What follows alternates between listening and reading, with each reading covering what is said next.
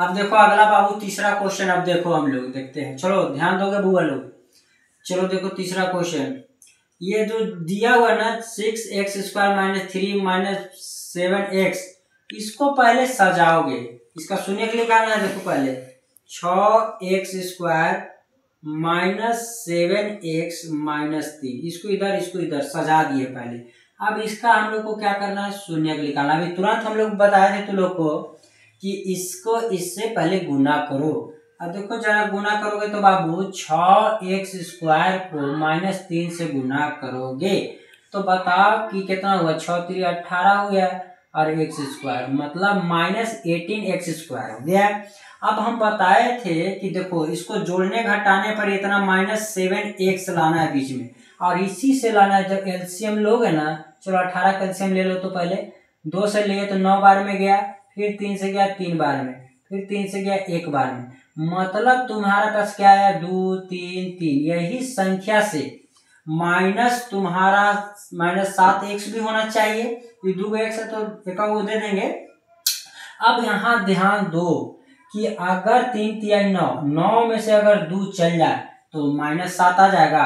अगर -9 में से अगर +2 चल जाए, ध्यान देना, अगर -9x में से +2x चल जाएगा तो -7x आ जाएगा। और गुना करेंगे तो ये मेरा आ जाएगा। देखो 9 दूनी 18x² - 18x², तो दोनों मिल गया। मतलब हमारा है कि भैया ये देखो 3 3 9 और 2 जो देख रहे हो ना, तो 9 और 2 का मामला में मेरा हो जा रहा है। ध्यान देना यहाँ कि देखो 6x² - 9x में घटा दोगे +2x, तो बउआ हमारा -7x मिल गया। और गुना करने पर भी -18x² हो गया। 9 दूनी 18, x² हो गया। और -3 के 3, कोई दिक्कत 0। अब देखो तो 2 जोड़ा हो गया। अब इसको कॉमन लेना है। यहाँ देखो x दिखाई दे रहा है, इसमें भी दे रहा है, तो x ले लो। अब यहाँ देखो कि 9 है, यहाँ 6 है। कोई पहाड़ा में कटता है 6 भी और 9 भी, 6 और 9 दोनों, तो 3 के टेबल में आता है। तो 3x ले लियो कॉमन, तो पहले बोलो 3 दूनी 6। अब 2x था, एगो निकाल दी बुआ, तो एक एगो ना बच्चा बुआ।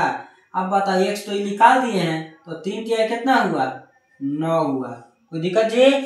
अब बताइए दोनों में देखो कुछ एक में एक सही नहीं है, तो बताओ कुछ नहीं मिल रहा तो समझो कि 1 है, तो 1 ले लो बुआ, तो +1 लेंगे, तो +1 से देंगे तो कोई फर्क नहीं पड़ने वाला है। +1 से 10 का 10 हो गया।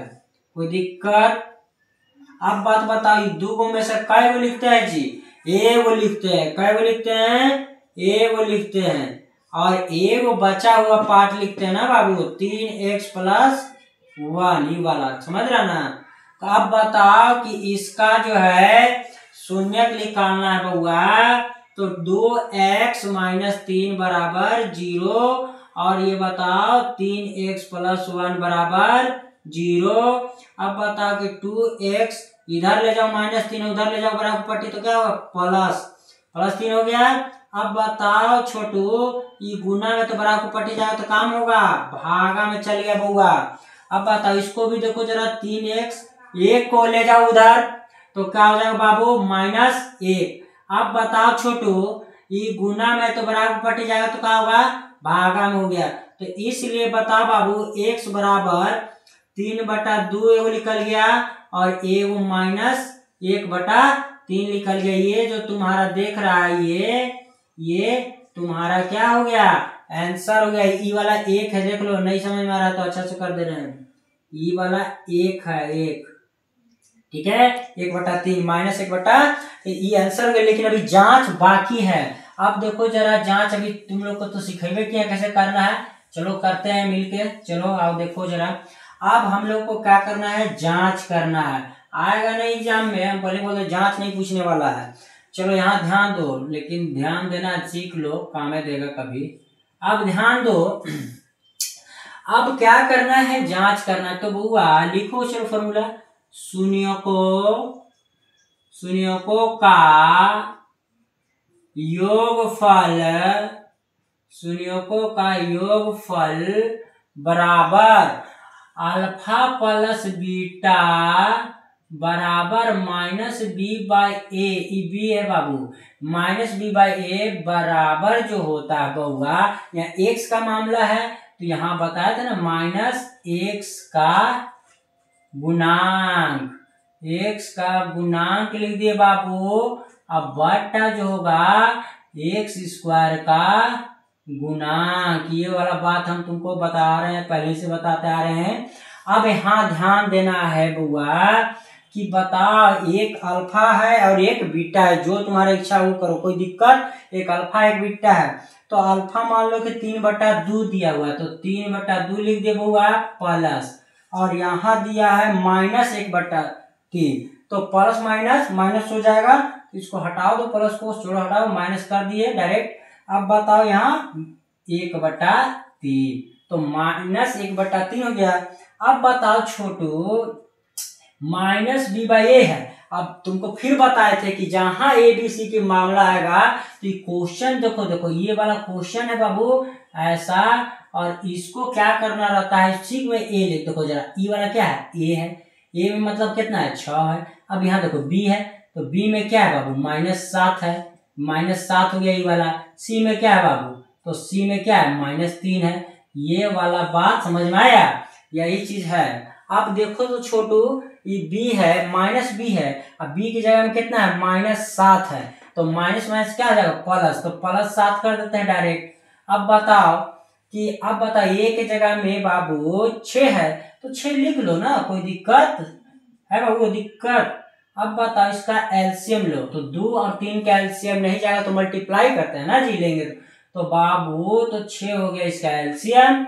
अब 2 से इसको डिवाइड करोगे तो 3 बार में जाएगा बाबू, तो 3 तिहाई 9 हो जाएगा, 9 हो गया। अब बता 3 से इसको भाग करो 2 बार में जाएगा, 2 से गुना 1 में करेगा तो 2 आ जाएगा। अब बता 7/6 के 6 हो गया।